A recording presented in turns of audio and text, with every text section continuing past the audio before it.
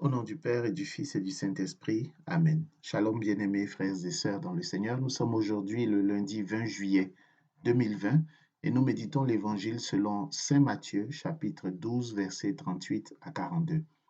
Je suis Edgar Assois et j'ai la grande joie de partager avec vous une courte réflexion sur l'extrait qui nous est proposé aujourd'hui.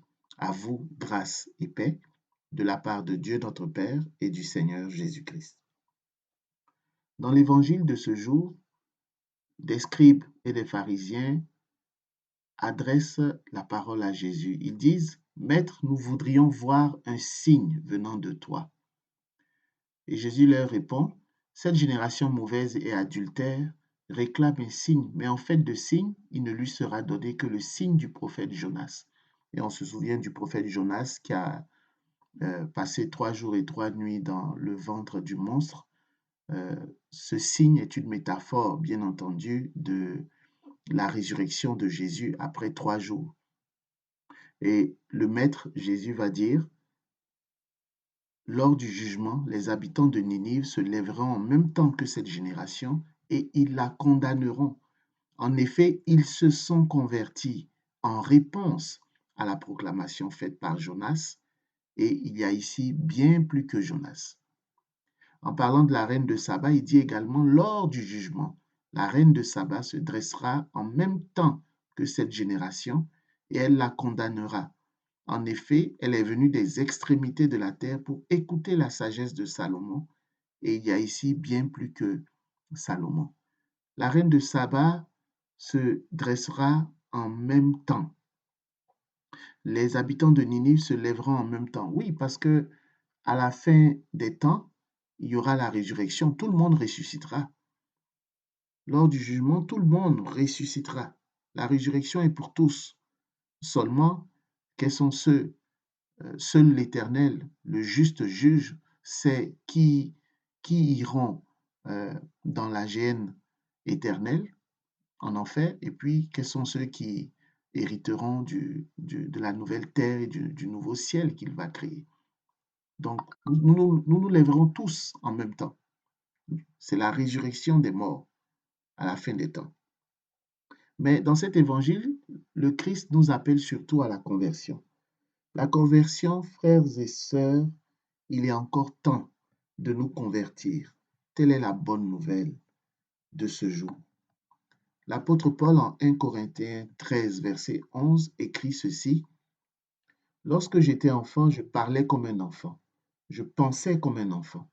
Je raisonnais comme un enfant. Devenu homme, j'ai mis fin à ce qui était propre à l'enfant.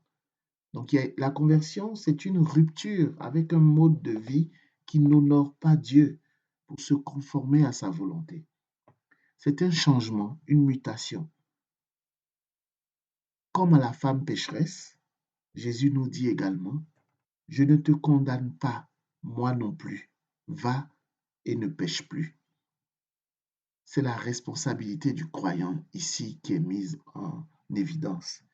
Il appartient à chacun de mettre tout en œuvre pour ne plus pécher, pour mettre fin à ce qui est de l'enfant dans sa vie, pour se convertir. Oui, la conversion, c'est un combat spirituel. La conversion n'est pas une chose... la conversion est suivie d'un processus de changement. On reçoit Christ, on l'accueille, mais il y a des choses à changer au fur et à mesure qu'on grandit dans la révélation. Donc, et c'est là la responsabilité du croyant. Il appartient à chacun de nous de multiplier les efforts en comptant aussi sur la grâce du Saint-Esprit, mais il appartient à chacun de nous de mettre tout en œuvre, de chercher les voies et moyens pour nous convertir, pour chercher à nous conformer davantage à la parole de notre Seigneur Jésus. Et c'est un combat de chaque jour. Tant que nous serons dans cette chair, nous aurons à combattre les désirs de la chair qui sont contraires à ceux de l'esprit. Alors pour réussir, il faut plus se nourrir des désirs de l'esprit. Il faut plus se focaliser, s'orienter vers les choses de l'esprit plutôt que vers les choses de la chair. Et Saint Paul nous en parle dans la lettre aux Galates.